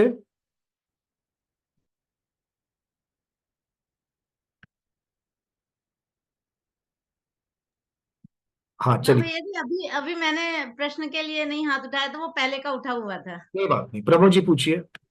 नहीं, मेरा पैरा ही लगा हुआ था। चलिए, इनको निकालते रहना आप लोग। और विजय लक्ष्मी दीदी पूछिए। कि अंतरंग और बहिरंग परिग्रह जो है, तो वो दोनों कनेक्टेड, जैसे जैसा अंतरंग बहिरंग के कारण ही हम परिग्रह बढ़ाते हैं। जैसे कि लोभ करते हैं तो 2 आदमी के लिए इतनी जगह बस हो गई, तो नहीं लोग और बड़ा बड़ा जगह लेते 2 आदमी के लिए, तो लोभ आया। उस मतलब दोनों कनेक्टेड है। अंतरंग ही बहिरंग को अपने बढ़ाता है। बिल्कुल जैसे सही, बिल्कुल सही कहा आपने। अंतरंग परिग्रह कारण है, बाह्य परिग्रह कार्य है। इस कारण कारण से भी कार्य पाप बंधता है और कार्य से भी पाप बंधता है। कारण है। चलिए सुनीता दीदी। वंदना भैया, जय जिनेन्द्र। गति की जो गति है भैया, उसकी उत्तर प्रकृतियां कौन सी? तिर्यंचा, नरक, यही उत्तर प्रकृतियां होंगी। उत्तर प्रकृतियां मानी जाएंगी, बिल्कुल ठीक। अच्छा, बस यही प्रश्न था मेरा। अब इसकी भी और उत्तर प्रकृतियां कर सकते हो। जैसे जैसे आचार्य महाराज ने लब्ध्य पर्याप्त को गति मार्गणा से जोड़ करके देखा, है ना। मतलब क्या है कि अब नारकों में भी निर्वृत्त पर्याप्त नारक और पर्याप्तक नारक, इस प्रकार की 2 कर सकते हैं। फिर क्षेत्र की अपेक्षा से कर सकते हो, प्रथम भूमि के नारकी, द्वितीय भूमि के नारकी, ऐसे 7 उनके और भेद हो सकते हैं। अच्छा, ठीक है, इस प्रकार से भी लफ्ज, और जितने चाहिए ऐसे आगे आगे आगे जाकर के और भी भेद किए जा सकते हैं, मार्गणाओं के प्रभेद किए जा सकते हैं। ठीक है, वंदना भैया। नीना दीदी पूछिए। हाँ, जय जिनेन्द्र भैया। जय। अभी आपने कहा कि माता जी ने सब बनाए, जो जिनवानी में आचार्य जी अष्टक वगैरह सब लिख के देते हैं, हमें सिर्फ पढ़ना और स्तुति करना है। तो कभी कभी हम भी भगवान से बात कर सकते हैं ना, भगवान आज हम इतने अच्छे नैवेद्य लाए, जैसे आप शुद्धारों के नाश किया है, तो हम भी ये शुद्धा चढ़ा रहे। कभी कभी हम भी भगवान से आचार्यों की तरह, आर्यिकाओं की तरह, हमें पद्य या संस्कृत नहीं आता, लेकिन हम कभी कभी भगवान से भी बातें कर सकते हैं ना, कि भगवान आप जन्म जरा मृत्यु से विनाशी है, तो मन में पामिते सा, तो 1 मिनट के लिए हम चिंतन भी कर सकते हैं ना, कि हमें नहीं आता ऐसे आचार्य की तरह पद्य वगैरह, लेकिन ये मेरी भावना है कि आप जिस तरह जन्म जरा मृत्यु को नाश पाए ना भगवान, मैं भी उसी तरह एक दिन जन्म का, जरा का, मृत्यु का नाश हो भगवान, ऐसा हम मन में नहीं कह सकते? बिल्कुल कह सकते हैं, बिल्कुल कह सकते हैं, किंतु 2 फर्क है। मुख्यतः से फर्क क्या है? 2 चीजों में फर्क है। हम अपनी भावनाओं से जो कर रहे हैं, हर रोज उन भावना से करते जाओ तो भी उसमें वही दोष आएगा कि हम उसके प्रति हमारी सेंसिटिविटी कम होती है। वही अगर हम लोग एक ही पूजा है, बुनि मन सम उज्ज्वल नीर, हर रोज वही गा रहे हैं, तो क्या होता है, हम आदतन बन जाते हैं, शब्दों की तरफ हमारा उपयोग हट जाता है, क्योंकि अब हमें इंटरनली सेटिस्फैक्शन होता है कि भाई इसको कंठस्थ है, मैं बोल सकता हूं, इसलिए हमारा उपयोग उसमें से हट जाता है। इसीलिए पूजाओं को बदल बदल करके बोलना चाहिए। अगर हम लोग सिर्फ और सिर्फ, आपने बहुत अच्छा कहा कि हमें भगवान से बातें करनी चाहिए, अपनी बातों को अलग अलग तरीके से, क्योंकि अपनी बुद्धि जब तक लगाएंगे उतना चिंतन बढ़ेगा, उतना धर्म ध्यान करेगा, बिल्कुल ठीक है। किंतु इसके साथ में ये भी याद रखना, हर रोज सूखी रोटी और दाल खाने से, वो भी कभी कभी खा सकते हैं, किंतु बने बने पकवान भी खा सकते हैं। आचार्य महाराजों ने, माताजियों ने जो लिखे हुए, जो इतने सुंदर सुंदर, क्योंकि उसमें उन्होंने पूरा श्रुत ज्ञान की अपेक्षा और पद्य की अपेक्षा चूंकि उसको गेय बनाया, गाने के जैसा बनाया, तो उसमें हमारा ज्यादा उसमें मन लगता है, उसमें ज्यादा आकर्षकता होती है। तो हम दोनों की तरफ से है, हमारे पास दोनों प्रकार के विद्यार्थी है, जिनको दूसरे के द्वारा लिखे हुए की जरूरत है और दूसरे ऐसे है जो खुद के द्वारा भी भगवान से डायरेक्ट बातें कर सकते हैं। तो कोई भी अपनी अपनी हिसाब से करे, कोई भी चीज ना गौण है ना उत्तम है, दोनों अपने तरीके हैं, दोनों तरीके से कर सकते हैं। ठीक है, चलिए पुष्पा दीदी पूछिए। वंदना भैया जी। और मैं तो यूं कहूंगा कि बदल बदल करके करना। हाँ पुष्पा दीदी। वंदना भैया जी, जैसे अभी बताया कि गति कर्म प्रति समय लेशा के अनुसार बनता रहता है, गति कर्म उस हर समय बनता रहता है, और जब जो आयु कर्म अपनी चल रही होती है उसी आयु कर्म में वो संक्रमित होकर के उसको आयु कर्म में गति कर्म संक्रमित नहीं होता है, आयु कर्म के अनुरूप अपने ही अनुरूप होता है। अपने तो ही कर्म के, अपने ही जो सजातीय कर्म है उसमें वो संक्रमित होता है। हाँ, तो मेरा ये पूछना, जैसे हमने किसी समय हमने प्रति समय के अंदर कभी अच्छे भाव भी किए, बुरे भाव भी किए, उसमें गति तो बंद गई, लेकिन हमें कैसे पता लगा कि वो जो हमारे कर्म फल कैसे दे रहे हैं, हमको कैसे महसूस कर सकते हैं कि उन कर्मों का फल हम महसूस कर रहे हैं या नए बांध रहे हैं? देखो, क्योंकि जब उदय में आते हैं, बहुत बार आपने इस चीज का अनुभव किया होगा कि आपको कुछ भी हो जाए, आपके भाव जो है ना, शांति नहीं हो रही है। आप पूजा में बैठना चाहते हो, पूजा में बैठ भी गए, आज मन नहीं लग रहा, आज मन नहीं लग रहा, आज मन नहीं लग रहा। क्यों नहीं लग रहा? तो हमारे भावों की विशुद्धि कम हो गई। और भावों की विशुद्धि कम क्यों होगी? जितने अशुभ कर्म उदय में आएंगे उतनी भावों की विशुद्धि कम होगी। और अशुभ कर्म की पूरी लिस्ट आपके पास है, जो जो उदय में आएगी वो हमारी विशुद्धि को घटाती जाएगी। पर हमारा पुरुषार्थ क्या है? यहां तक तो भाग्य की बात हो गई, यहां तक तो पुराने बंधे हुए कर्म की बात हो गई, किंतु हमारा पुरुषार्थ क्या है? हमें डटकर फिर अपने लक्ष्य को उसमें उपयोग लगा लगा करके अपने लक्ष्य की तरफ बढ़ना है और विशुद्धि बनाए रखना है। ये पुरुषार्थ हो जाएगा जी। तो हम लोग कई बार ये सोचते हैं जैसे भावों की विशुद्धि कम हो रही है, हमारे भाव नहीं लग रहे हैं, तो कोई ऐसा तो नहीं कि उसी समय हमारे नए कर्म और बंध रहे हो, गति कर्म के रूप में और नए बंध रहे हो? अटक जाओगे। बिल्कुल अच्छा पूछा आपने। अगर उसी में बह जाओगे, उसी में अटक जाओगे, उसी में अरे क्यों नहीं हो रहा है, क्यों नहीं हो रहा है, चलो बाद में करेंगे, आर्त ध्यान में अगर हम लोग उसमें प्रवेश कर रहे हैं तो फिर वो बिल्कुल हमारा अशुभ कर्म बांधेगा। और वहां पर अगर ऐसा चिंतन लेकर के जाओगे, अरे आज मन क्यों नहीं रहा है, इसका मतलब है, जैसे हमने चर्चा की थी स्वाध्याय में, अशुभ कर्म उदय में आ रहे हैं अभी। जैसे देखो, किसी को अगर मान लो बुखार आने का लक्षण दिखते हैं तो क्या लगता है, भैया कहीं तो जाकर के कहीं तो गड़बड़ करी है, तभी तो बुखार आने के लक्षण हो रहे हैं, है ना, सावधान हो जाते हो। वैसे ही जब हमारे अशुभ कर्म उदय में आकर के जो मन की स्थिरता हटा देते हैं, तब हमें जागरूक रह करके इस बात का चिंतन करना है कि अभी यही घड़ी है कि यहां पर मुझे अपनी विशुद्धि बनाए रखनी है। और अगर ऐसा सोच करके उपाय करते हो तो वो धर्म ध्यान की तरफ चला जाएगा, नहीं तो आर्त ध्यान की तरफ चला जाएगा। हाँ, ठीक है। और इसी एक दिन में नहीं होगा, और इसको ही तो आचरण में लाने के लिए, इसी को तो सम्यक चारित्र कहा है, इसी को आचरण में लाने के लिए स्वाध्याय और हर रोज का रियाज, हर रोज की प्रैक्टिस चाहिए। प्रैक्टिस गाथाओं को रटने की नहीं चाहिए। तो हर रोज अपने मन को समझाकर इस प्रकार से तुमको रहना है, इस प्रकार से रहना है। जैसे नई नयेली बहू को पहले दिन से सास पढ़ाती है कि उसको कैसे रहना है, क्या करना है, कैसी मर्यादा रखनी है, क्या करनी है, या एक माँ अपनी बिटिया को जैसे पढ़ाती है, उस तरीके से अपने मन को समझाते रहना है, तुझे ऐसा नहीं करना है, तुझे ऐसा करना है, तुझे ऐसा करना है, और सावधान रहना है। अगर ऐसा करोगे तो फिर लक्ष्य बहुत नजदीक है। अच्छा, जय जय वंदना भैया। नहीं तो अगर सावधानता हटी, दुर्घटना घटी, ये तो होने वाला ही है। ठीक है ना। और फिसलन तो ऐसी आजू बाजू में है कि पूछो मत। अरे देखते देखते इतने जबरदस्त पुण्य कर्म उदय में है, बंदा पहुंचा भी पंच कल्याण करने के लिए, सौधर्म इंद्र बन गया, वहां पर चला गया। कहां पर? वहां पर मेरू पर्वत पांडुशिला बनी हुई थी जन्म कल्याण के समय, और जन्म कल्याण करने के लिए पहुंच भी गया। हाथ में कलश है और बाजू वाले ने कुछ तो बोल दिया, पीछे गुड़ करके ऐसा गुस्सा आया कि बाजू वाले को ऐसा बोला, अरे क्या भाव हो गए तुम्हारे, हाथ में कलश, सामने भगवान तीर्थंकर भगवान पांडुशिला पर खड़े हो जन्माभिषेक करने के लिए, और बाजू में एक चीज ट्रिगर कर गई, फिसलन, और फिर आपके भाव बदल गए।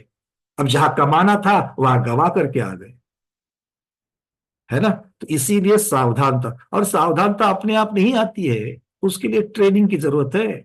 आपने सुना होगा लता मंगेशकर जैसी इतनी महान गायिका, वो अपने उम्र के अंतिम पड़ाव में भी हर रोज रियाज करती थी। भले पहले जैसा घंटों रियाज नहीं होता था, 15 मिनट का करेंगे किंतु करेंगे। और इसीलिए कोई अब 70 पे पहुंचा है, 75 पे पहुंचा है, 60 पे पहुंचा है। पहले 2-2 घंटे पूजा में बैठते थे, अब पूजा का समय, बैठने का समय कम करो, शरीर साथ नहीं देगा। किंतु अब बैठे बैठे, सोफे पर बैठे बैठे, बेड पर लेटे लेटे आपका चिंतन अगर धर्म ध्यान की तरफ लेके जाना है तो आपका वो लेटना भी सफल हो गया। इस बात को ध्यान रखना। अपने पास जितनी सामग्री है, हमारा शरीर जैसे साथ दे रहा है, उसके अनुरूप जितना समय हम धर्म ध्यान की तरफ लेके जावे, उस तरीके से करोगे तो फिर हर पल हमारे लिए ये चतुर्थ काल के जैसा ही है। ठीक है, चलिए जल्दी से 2 प्रश्नों को लेते हैं और आज की सभा को पूर्ण करते हैं। मानिक पाटिल दीदी, उसके बाद कुसुम दीदी कलकत्ता। वंदना भैयाजी, हाँ दीदी। 24 परिग्रह मध्ये मिथ्यात्व कसं समजून घ्यायचं, म्हणजे परिभाषा काय याच्यामध्ये? परिग्रह मतलब ममत्व भाव। तो हमारा ममत्व भाव होने के लिए कारणभूत कौन है? मिथ्यात्व, गलत श्रद्धा, गलत ज्ञान। ये जो है मुख्यतः से हमें परिग्रह ममत्व भाव रखने के लिए है। जिसको मालूम ही नहीं है, जिसको श्रृंगारित कर रहे हो, वो कौन है? वो तुम नहीं हो। और वो कितना भी श्रृंगारित करो तो थोड़े दिन के बाद झुर्रियाँ आने वाली है। ये भेद विज्ञान जिसको मालूम नहीं है, और भेद विज्ञान मालूम क्यों नहीं है? मिथ्या दर्शन, है ना। श्रद्धान गलत है, उसी को, शरीर को, स्वयं को, खुद को मान रहा है इस प्रकार से, तो वो पाप है। ठीक है, चलिए, इसीलिए मिथ्यात्व को पाप भी कहा है, ये समझ लेना। कुसुम दीदी, अंतिम प्रश्न। वंदना भैया जी, हाँ दीदी। अभी अभी अपने बात कर रहे थे विधान की, पूजा की, पुण्य की। तो मैं ये पूछना चाह रही थी कि हम लोग कई बार क्या होते हैं, विधान की पूजा तो बहुत बार करते हैं नित्यम की पूजा के साथ में, जैसे वीक में या भक्ता में। तो कई बार देर हो रही थी तो खाली अर्घ बोल लेते हैं, नीचे के पद्य के लाइनें नहीं बोलते हैं, मतलब लेट हो रही होती है तब।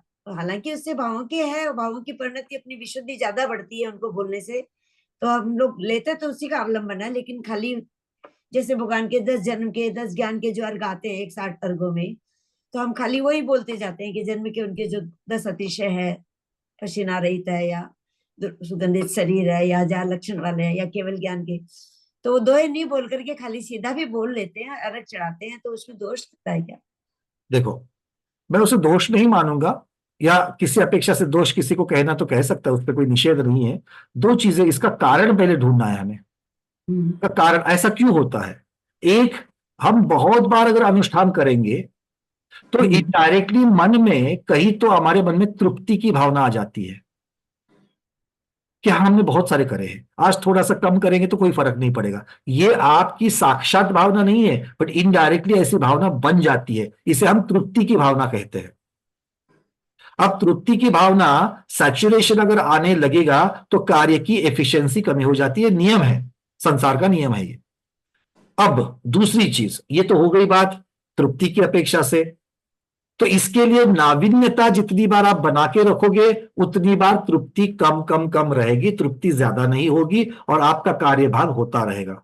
दूसरी महत्वपूर्ण बात, हर रोज जब आप पूजन अभिषेक अनुष्ठान करने के लिए ये सारी जो बात कर रहे हैं, आप ये करके मुझे घर जाना है, इतने समय तक पूर्ण करके घर जाना है, मतलब आपकी प्रायोरिटीज फिक्स्ड है।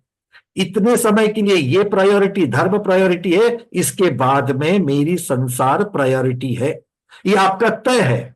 और इसीलिए ये प्रॉब्लम हो रही है कि समय में पूर्ण हो करने की वजह से आप उसको फास्ट फास्ट फास्ट कर रहे हो। मन भी फिर बोल रहा है कि दोष लग रहा है कि नहीं लग रहा है। तो क्यों ना किसी दिन ऐसा अनुष्ठान किया जाए, सुबह में बैठो, शाम में घर जाने की जल्दी नहीं है, शाम में घर जाने की जल्दी नहीं है। आ रहा हूं मैं, आपके मन में क्या चल रहा है मुझे मालूम है, आप कलकत्ता की अपेक्षा से भी उत्तर दूंगा मैं इसको, ठीक है ना।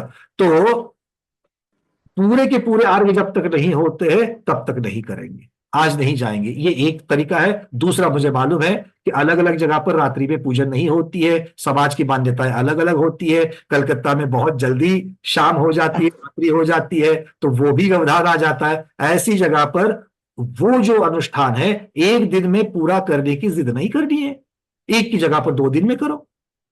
आज कुछ अर्घ चढ़ेंगे, कल उसी को, जैसे सिद्ध चक्र विधान, कल्पद्रुम विधान 8-8 10-10 दिन करते कि नहीं करते हो? ये मैं इसलिए कह रहा हूं कि आपके जैसे ही हम बहुत बार कर चुके हैं और करते भी थे, और बड़ी माता जी ने कान खींचे हैं इसके लिए, और गुरु ने कान खींचे करके पक्का मालूम है जितने पद्य है उतने पद्य बोलने ही चाहिए, क्योंकि उस पद्य के कौन से शब्द पर उपयोग लग जाए, नए सिरे से लग जाए और उसमें से अपना कल्याण हो जाए मालूम नहीं, क्योंकि आप बैठे क्यों हो? खुद का कल्याण करने के लिए। इसीलिए पद्य बोलना जरूरी है। हाँ, अगर आपने मान लो कि हर बार आपको पता है, पक्का पता है कि ये इसमें ये सारी चीजें मतलब तृप्ति की अपेक्षा हो गई, फिर बीजाक्षरों से भी किया तो, या फिर आप कोई विधान बीजाक्षरों से ही करो, क्योंकि देखो जितना जिस तरीके से जितना आपका कार्य है फल भी उसकी तरफ से मिलेगा। जो प्रश्न पहले आया था दोष, मैं उसको दोष नहीं कहूंगा, मैं ये कहूंगा कि फल अलग मिलेगा। ये मेरे कहने का मतलब है। जैसे चंद्रावती माता जी कराती थी ना मनोकामना विधान हाँ। जीबी पे, तो समय घड़ी देख के उनको उतना भी छोड़ना पड़ता था। तो पहले भले के तो अर्घ बोलते थे, फिर दूसरे के खाली पुणार्घम या बोल करके करते थे ना। वहां पर अपेक्षा बदल जाती थी। हाँ, नहीं मैं ठीक है वैसे। आधा घंटा है, अब आधे घंटे में पूरा तो खत्म करना ही, वो माता जी की वहां पर मजबूरी है कि मुझे आधे घंटे में करना है, और कम से कम लोगों को बीजाक्षर वाले तो मिल जावे, इस अपेक्षा से माता जी उस प्रकार से। अदरवाइज वहां पर जाकर के साक्षात करो, बढ़िया से बढ़िया माता जी, और बड़ी माता जी अपने रूम से सुनती रहती है, स्पीकर के ऊपर जो आवाज आती है। अगर मान लो कर वहां पर पद्य को छोड़कर बीजाक्षर चालू हो गए, माता जी बिल्कुल मैसेज आ जाता है पीछे से, ये कैसे चल रहा है विधान। हमने बहुत बार इसका अनुभव किया है, मांगी तुंगी जैसे क्षेत्र में भी अनुभव किया है। रात को 9:30 बजे नारियल चढ़ा था सिद्ध चक्र का।